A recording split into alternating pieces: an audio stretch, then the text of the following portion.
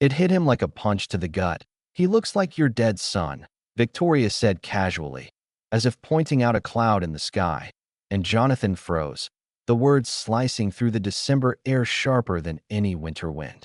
For a moment, the world narrowed to that boy on the sidewalk, his curls falling over his forehead, the tilt of his head uncanny, the way he clutched a piece of cardboard like it was the only thing anchoring him to this world. Jonathan couldn't breathe, because that boy looked exactly like David would have if he had lived, 10 years old, still full of that quiet determination that used to light up his kitchen when his son tried to stir pots too big for his arms. Victoria tugged at him, irritated, laughing nervously at his ghostly stare. "Let's go, Jonathan. The restaurant will be full." But Jonathan's feet refused to move. When the boy rose and asked softly, "Sir, do you have any change?" Jonathan felt his chest cave in, not from pity, but from recognition. The sneakers with holes, the too big jacket, the hunger in his voice, none of that mattered. What mattered was the way his eyes held a kind of strength Jonathan thought had died with David. He asked for his name. "Gabriel Santos," the boy replied, his voice steady despite the tremor of cold. Jonathan felt something break and mend at once. Gabriel bent down to help an old man gather scattered papers without being asked, his small hands quick, precise, respectful. Jonathan saw it. Dignity, kindness, the same flame David had carried even when chemo drained every ounce of his strength. Victoria sneered, pulling harder on Jonathan's arm. "Stop embarrassing yourself. They're all the same, just beggars with stories." But Jonathan wasn't listening. Gabriel spoke about his shelter, about how sometimes there was no room, about his mother who had died 2 years earlier from cancer when hospitals turned her away for lack of money. Victoria rolled her eyes at every word, but Jonathan's heart cracked wider because he knew that pain. He had lived it. He had buried it with his son. He asked Gabriel about the notebook he carried, and the boy admitted he filled it with stories about families, kindness, children with parents who loved them. Jonathan told him dreams weren't silly, they were everything. Victoria scoffed, threatened to walk out. But Jonathan looked at her and realized she was already a stranger, someone who couldn't see beyond the surface, someone who saw poverty as filth instead of resilience. When Gabriel whispered, "I don't want to cause trouble, sir," Jonathan made his choice that he chose the boy. He told Victoria calmly their relationship ended right there, and asked Gabriel if he wanted lunch. Victoria's rage echoed across the parking lot as she stormed off, but Jonathan felt lighter, as though a chain had snapped. Inside the restaurant, Gabriel's wide eyes betrayed both awe and discomfort. He read the menu, lips moving slowly, memorizing prices, and Jonathan told him to order what he truly wanted. That simple exchange became a doorway. Jonathan discovered Gabriel studied at night, was top of his class, spoke multiple languages he had taught himself from discarded books. Curious, Jonathan tested him, asking him to speak in French. The boy's voice flowed like music, startling nearby diners, until a professor from Columbia University approached, stunned. Dr. Sarah Chun. She introduced herself, offering Gabriel a scholarship opportunity if he could pass proficiency tests. The boy looked at Jonathan, as if asking permission to believe in miracles. For the first time in years, Jonathan felt alive, telling him, "You don't need my permission, Gabriel. You just need to show the world what you can do." But while this chance blossomed, Victoria sat in a club spreading her version of the story, painting Jonathan as a fool, Gabriel as a manipulator. What she didn't notice was that people were recording. Within days, her words, "Beggars are worthless, they'll steal your wallet," were everywhere, millions condemning her arrogance. She lost her job, her friends, her status, everything she thought defined her. Justice came not with a gavel, but with her own voice replayed endlessly across screens. Meanwhile, Gabriel astonished the academic board, his tests breaking records. Professors called him a prodigy, granting him a full scholarship. Jonathan wept as he watched the boy step into a future his son had been denied. And then fate twisted the knife deeper. The university discovered Gabriel had been born in the same hospital, on the same day, nearly the same hour as David. Jonathan told him quietly one morning, and Gabriel whispered, Maybe your son sent me to you." And in that moment, Jonathan believed it. Months later, Gabriel stood on stage receiving an award, thanking not just Jonathan, but even those who doubted him. "They taught me the best response to prejudice is to succeed," he said. Victoria, alone in a cramped apartment, watched from her phone, realizing she had lost not just Jonathan, but the chance to become better. Jonathan, meanwhile, built a foundation in Gabriel's name to help kids like him.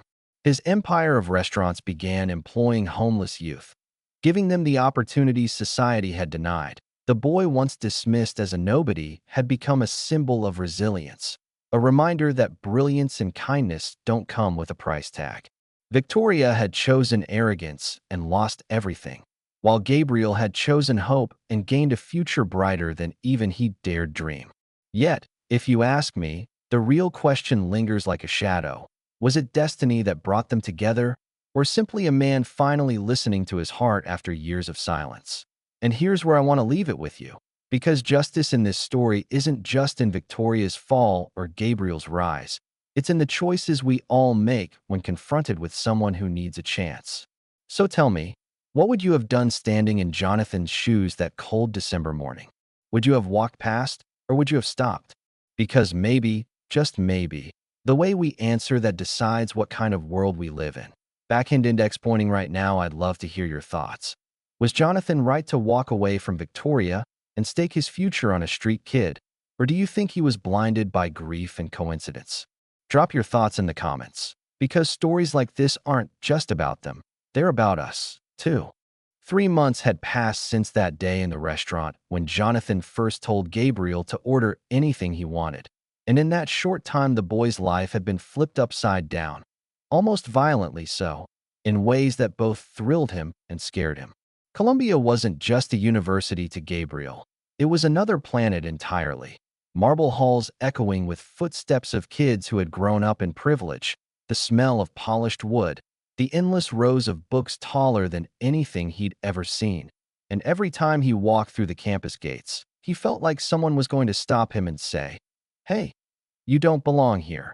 Yet no one ever did.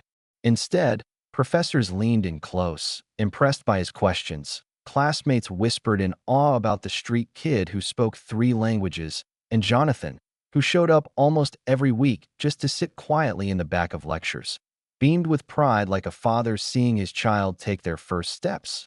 But with opportunity comes shadow. You know what I mean?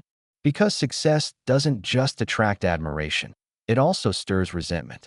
Some of the wealthier students looked at Gabriel and didn't see talent. They saw an intruder, someone who hadn't paid the invisible entry fee of legacy and donations. One of them was Daniel Mercer, son of a hedge fund tycoon, who made it his quiet mission to remind Gabriel of his place. It started small, whispers behind his back, a smirk when Gabriel asked a question in class, but then it escalated. A cruel note slipped into his locker saying, "Stick to the sidewalks." A doctored photo online painting him as a scam artist using Jonathan for money. When Jonathan saw the picture, his jaw tightened, the same way it used to when restaurant competitors tried dirty tricks. But this was personal now. "Do you know who's behind this?" he asked. Gabriel didn't answer at first, because the truth was, he didn't want to seem weak, but finally he admitted, "It's Daniel, sir. But it doesn't matter. I've lived through worse." Jonathan leaned forward, his voice calm but sharp. "Gabriel, you don't just survive anymore. You fight. You hear me? People like Daniel, they only win if you let them." And here's where the twist came in. Because when Columbia launched its annual debate competition, a huge event where students fought with words instead of fists, Gabriel signed up. No one expected it, least of all Daniel, who smirked when he saw Gabriel's name on the list. The topic was justice and privilege, and when Gabriel stepped up to the podium in his secondhand blazer, the room buzzed with curiosity. He spoke not like a kid who had read theories in books, but like someone who had lived them, his voice carrying the weight of nights spent cold and hungry, of watching his mother fade away, of being judged by faces like Daniel's before he even opened his mouth. "You talk about privilege as if it's invisible," Gabriel said, his voice steady. "But privilege isn't invisible. It's the chair you sit on, the roof over your head, The second chances you don't even realize you've had. Justice isn't about punishing those without it. It's about sharing it. The auditorium went silent, then erupted in applause, not polite applause, but thunder, the kind that shakes walls. Daniel stumbled through his rebuttal, red-faced, and for the first time in his pampered life, he looked small. Gabriel won by a landslide. Victoria, meanwhile, was unraveling faster than anyone could have predicted. The viral video had branded her as the face of elite cruelty, and no amount of apologies could erase the sting of her own words replayed endlessly. She worked a gray cubicle job now, answering phones for a company that didn't care who she used to be, scrolling endlessly on social media only to see Gabriel's face smiling back at her from headlines. Street kid turned scholar, from sidewalks to scholarships, the boy who proved everyone wrong. Each headline stabbed at her pride. Each photo reminded her of the day Jonathan chose compassion over her. One evening, drunk on cheap wine, she messaged Jonathan. "I was wrong. Please, let me make it right. I want to help him too." But Jonathan didn't respond. Instead, he showed Gabriel the message, asking, "Do you think people can change?" Gabriel paused a long time before answering. People can change, but not all of them want to. Some only want redemption because they lost everything, not because they found the truth. Jonathan nodded, and the message went unanswered.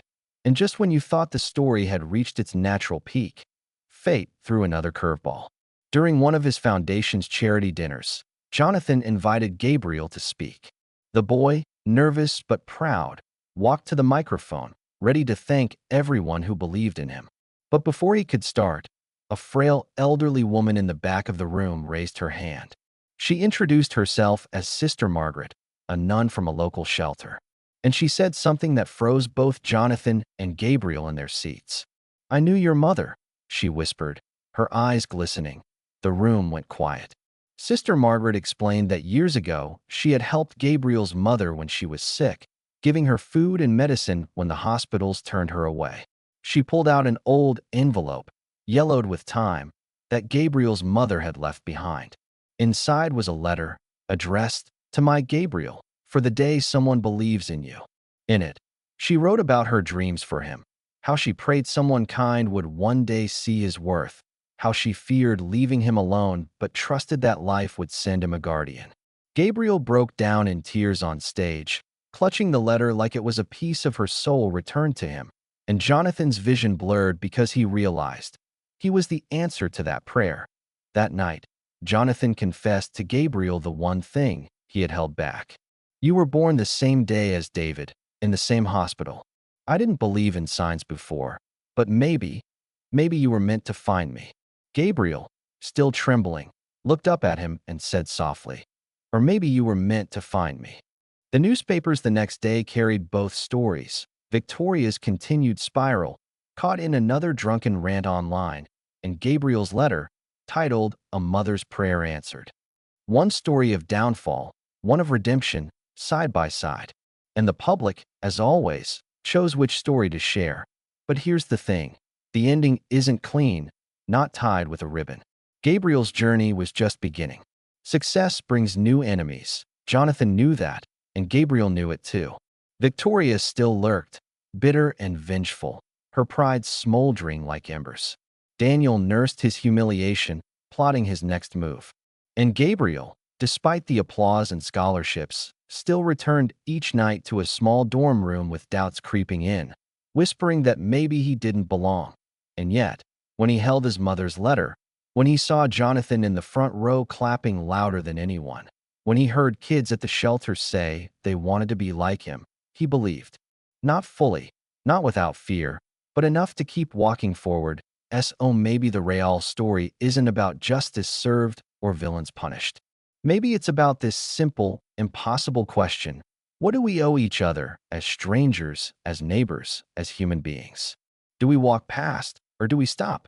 Jonathan stopped, and it changed everything. Now I want to leave you with this. If destiny placed Gabriel in Jonathan's path, then what about the people in yours? Who are you overlooking right now that could change your life, if only you stopped long enough to see them? Yeah, that's the question I can't get out of my head. Backhand index pointing right. What about you? Do you believe Gabriel and Jonathan were connected by fate? Or was it just a coincidence that became something more because of choice? Drop your thoughts below, because stories like this live or die on the way we choose to see each other.